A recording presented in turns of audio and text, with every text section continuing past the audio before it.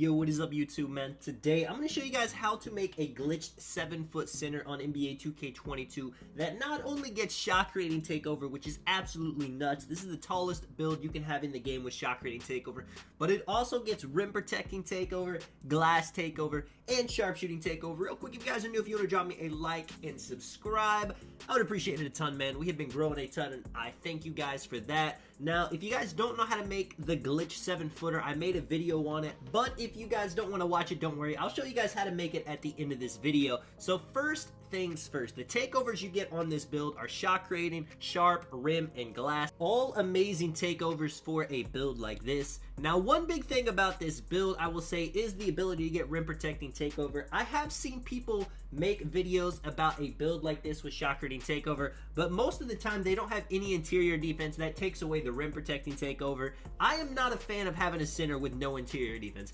Yes, we know how busted, paint defense is this year, how powerful mashing is, but if you're a 7-footer and you have no interior defense, you aren't even giving yourself a chance to get a stop in the paint. Now, I go 76 to get the brick wall on silver. If you go too high, it will take away the shock rating takeover, so be careful. I think 76 is pretty ideal for a build like this. With having sharp takeover and shock rating takeover, you're not just going to be setting screens the whole time, and that's the only thing you do on offense. With the rest of the defense, I mean, perimeter, steal, block, offensive, and defensive rebound. I like to have it all. With the physicals, I pretty much maxed everything, The strength, a lot of people don't like having a lower strength on a center. I, on the other hand, think you'll be just fine without it, but that doesn't mean leave it at 25, you gotta have some. That's why I maxed that at 58. With the shooting, we're gonna have the mid-range and the three-point up for spotting up, and not only that, for actually creating your own shot as a 7-footer, which is nuts. Now, the playmaking and the finishing. So the playmaking, you gotta have the ball handle and speed with ball up to get the shock rating takeover. It ties into it. Pass accuracy, I put it at 71 to get the break start on gold. Now, the only thing I'm really missing from this build is post control.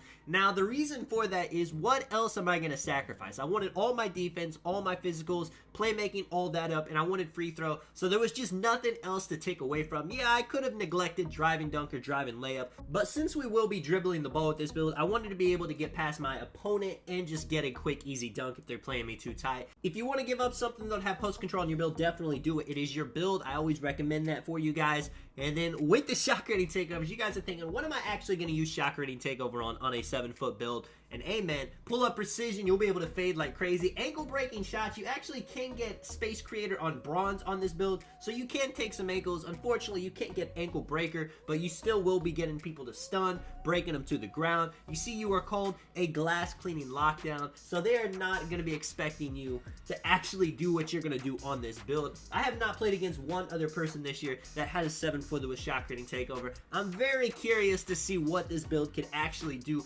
especially in a 1v1 situation. With the finishing badges, Grace Under Pressure Hall of Fame is the best finishing badge in the game. That is what makes mashing the paint so powerful. If you want to do hooks, Pro Touch and Hook Specialist, of course, are a must-have on. Putback Boss is super overpowered, so when you get those offensive rebounds, you can just go back up immediately. Limitless Takeoff, Fast Twitch, again, another badge, being in the paint, just going up quickly so people can't get a contest. And you guys know, Posterizer, Rise Up. You may want to save some badge points making some of these silver or gold instead of Hall of Fame. That is completely up to you. Even if you wanted to throw on something like Teardropper and really test those against 7-3 centers to float it over their head, I would be down to see it, man. This is just a unique build. With the shooting badges, it really depends on if you're going to be playing as the main ball handler, which you usually wouldn't do with a 7-footer, but you could with this, or if you're spotting up, badges like Fade Ace, Corner Specialist, Catch and Shoot, Sniper. Difficult shots and Hot Zone Hunter 100% on this build. With the playmaking badges, like I mentioned, Space Creator on bronze. If you're going to have ankle breaking shots activated on the build, you might as well put that on. Same thing even with tight handles, try to get some stuns. When it comes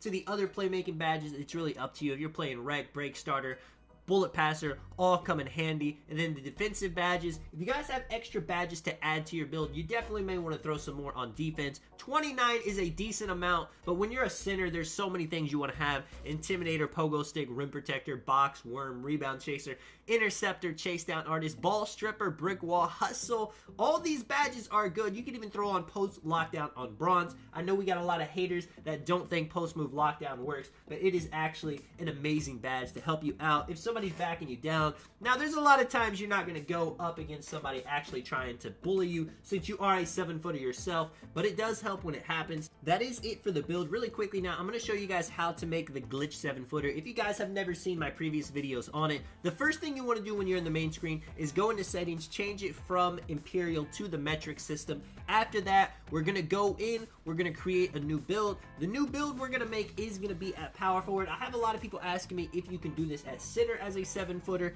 and you have not found a way. The speed, the driving dunk increase, you get it at power forward, not center. So make sure to put it at power forward. Handiness, anything else about the build doesn't matter. Once you get to the height, to the weight, to the wingspan, the first thing you want to do is put it to 2.12 M. The weight, we're going to bring it all the way down, and in the wingspan, we're gonna put it up to 2.36 M. Make sure you put the wingspan up. If you don't put the wingspan up at this part, it's not gonna work. Now, once we have all this, you can keep the body shape it solid. All you're gonna do is push your right joystick and your left joystick as hard as you can to the right to 2.13. The weight, it's gonna jump up to 97. You can put the wingspan to a 2.39 M now, and then we're just gonna go back up, put it to 2.12. You see the driving dunk maxes out at an 83 now instead of a 79. The weight, you could bring it down, and this is the build. Now, I know most people actually want to see it in Imperial, not metric, so they actually know what their height is, what their weight is, what their wingspan is. So we're gonna do that really quick. All you gotta do is push everything all the way to the right until we get the overall maxed out at a 99. If you guys have watched all the way to this part too, I do appreciate it, man. Let me know if you guys want to see any other crazy takeovers on certain builds like this as well. I got one coming with slashing takeover.